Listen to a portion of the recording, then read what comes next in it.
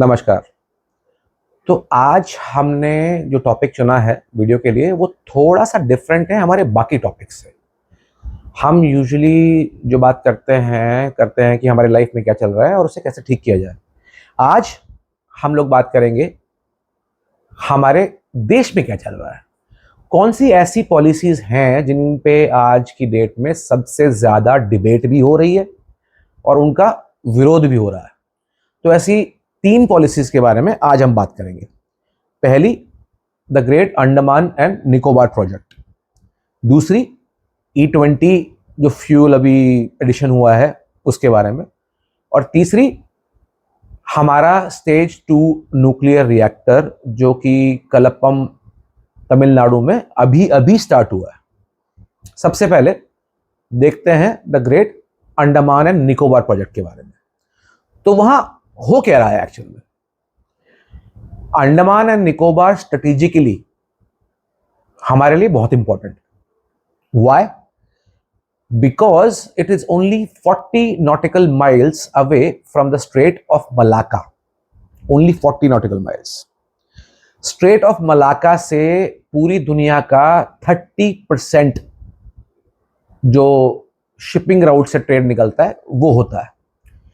Now we all know what happens when such a major strait is hampered. Iran and America have been going at it for a few months now, and we all have seen the closure of Strait of Hormuz का क्या फर्क पड़ा है global economy पे। Prices बढ़ गए हैं, तेल के, गैस के, नहीं आ पा रही हैं चीजें, किल्लत हो रही है। तो और मैं पहले ही आपसे माफी मांग लेता हूं इस बारे में कि ये जो पॉलिसीज हैं इनमें बहुत सारे फैक्ट्स आएंगे और सारे फैक्ट्स याद रखना इम्पॉसिबल है। तो मैंने कुछ नोट्स बनाए हैं, तो अगर मैं नीचे देखूं तो मैं अपने नोट्स से रेफर कर रहा हूँ। तो बात करते हैं मलाक्का स्ट्रेट से। जैसे मैंने बताया 30% ऑफ ग्लोबल शिपिंग राउट्स वहां से जाते हैं। उसे कंट्रोल कौन कर रहा है? उसके आसपास की कंट्रीज। तो अभी जो इंडिया का जो शिपिंग राउट से जो ट्रेड होता है, 75% of that trade is controlled by either Colombo or Singapore. क्या फर्क पड़ता है उससे? It is costing us billions and billions of dollars that we have to pay these two ports so that we get our things on time. Now, what will happen in this Andaman Nicobar project? It will be the largest infrastructure and strategic development projects. Strategic क्यों? क्योंकि it's only 40 nautical miles away from the Strait of Malacca. Now the port that is being made, ये बना रहे हैं हम लोग गलेथिया बे में। गलेथिया बे में जो पोर्ट बनेगा उसमें इंटरनेशनल कंटेनर ट्रांसशिपमेंट टर्मिनल भी बनेगा। Not only will ships pass through it, there will also be a storage facility. साथ ही साथ they are also making the Greenfield International Airport, which will be used for strategic purposes as well as civilian purposes. Gas और solar based एक power point भी वहां पे बन रहा है। तो ऑब्वियसली इतना कुछ डेवलपमेंट होगा तो वहां पे हाउसिंग सोसाइटीज भी बनेंगी। It means the area will be inhabited मोर।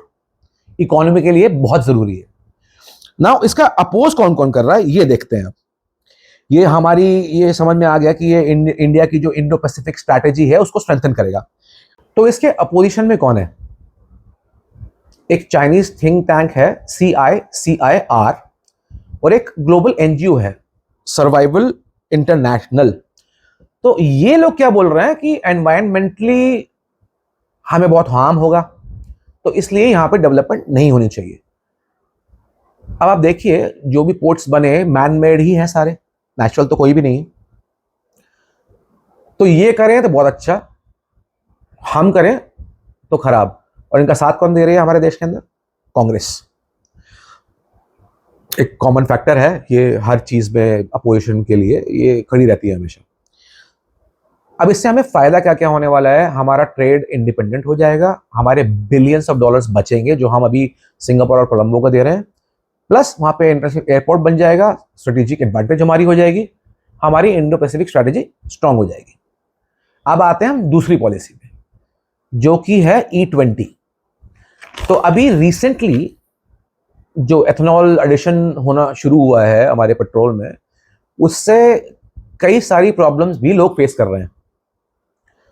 लोगों के जो रबर के पार्ट्स हैं इंजन्स में, उनका वेयर एंड टेयर बहुत ज़्यादा हो रहा है। लोगों का ये भी कहना है कि हमारी माइलेज बहुत कम हो गई है, इंजन परफॉर्मेंस पे फर्क पड़ रहा है। And these are all very valid things to think about and work on and improve on them. लेकिन इससे फायदा क्या होता है? E20 पेट्रोल से हमारा अराउंड अबाउट $20 बिलियन ईयरली बचेगा। मतलब हम उतना ही तेल कम मंगाएंगे, क्योंकि हम एडिटिव्स अब यूज कर रहे हैं।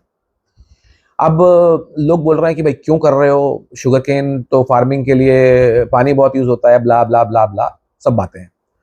यूएस अपने फार्मर्स को 40% जो उगाते हैं कॉर्न, है ना, 40% सब्सिडाइज करता है फ्यूल बनाने के लिए अपनी कंट्री में। ब्राजील E30 यूज कर रहा है, यूरोप E22 यूज कर रहा है हमसे ज्यादा। लेकिन इनको प्रॉब्लम क्या है? इंडिया के E20 यूज करने के लिए। ठीक है, अभी इन्होंने जो the crisis that the manufacture is food versus fuel, है ना। So like I said, US and Brazil have been using this fuel for decades. India is just stepping into it. When a new thing is introduced, there are problems with it. They go away with time. It's called growing pains. When a child is born, बहुत खुश होते हैं सब लोग, but can the child do everything after it's born? No, it can't even crawl. After a few months, the child crawls. After a few months, the child starts walking. It takes time to improve things. Be patient. आपकी जो problems हो रही हैं उन पे ध्यान दिया जा रहा है, उनको हटाया जाएगा। इंडिया को अगर एनर्जी इंडिपेंडेंट बनना है तो we have to go this route. There is no other way. If we have to be removed from the dependency of foreign crude oil, we have to do this. There is no other choice. अब आते हैं तीसरी policy पे, the most important policy.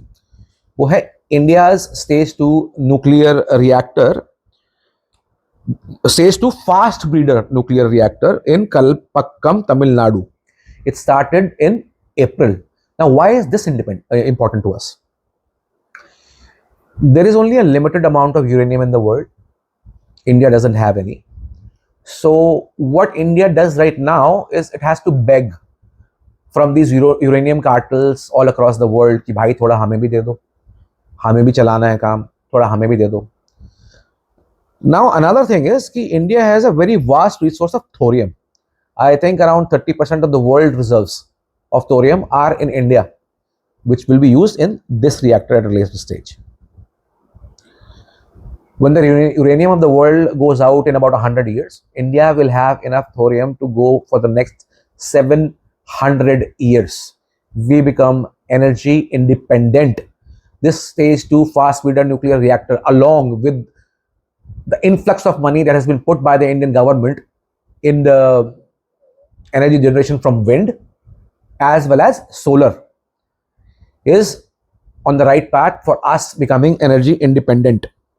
It will be free, steady, round the clock, zero carbon energy for us. हमारा इसमें कोई carbon footprint नहीं होगा, which itself is a big thing.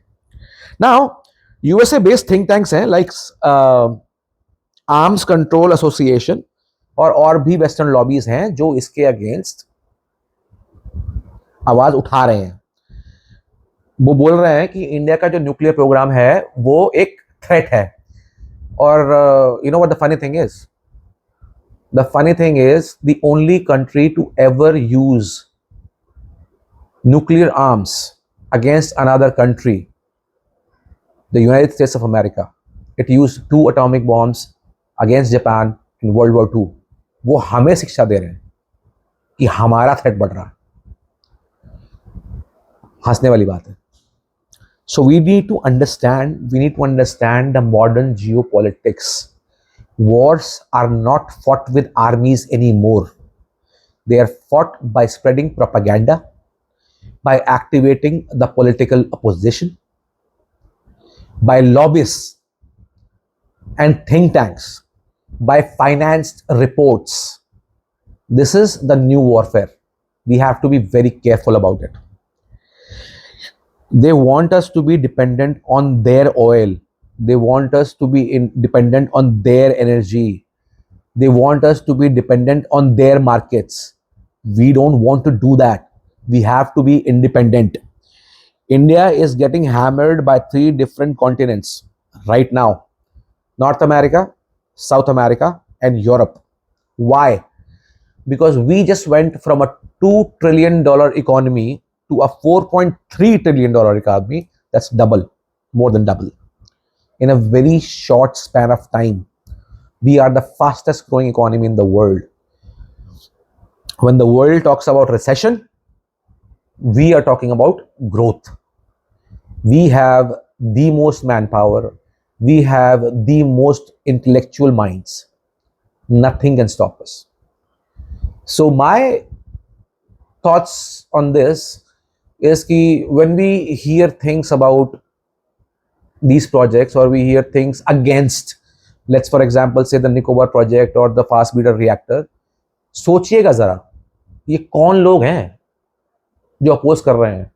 Congress के बारे में तो मैंने आपको बता ही दिया, और politically they have to do it. I mean, they are in the opposition, so they have to go against the government. But what I don't understand is that going against the government is not the same as going against your country. There is a difference. Ask questions, raise questions, but at least realize that you are also part of the same country. Country बढ़ेगी, आपका भी भला होगा, हमारा भी भला होगा.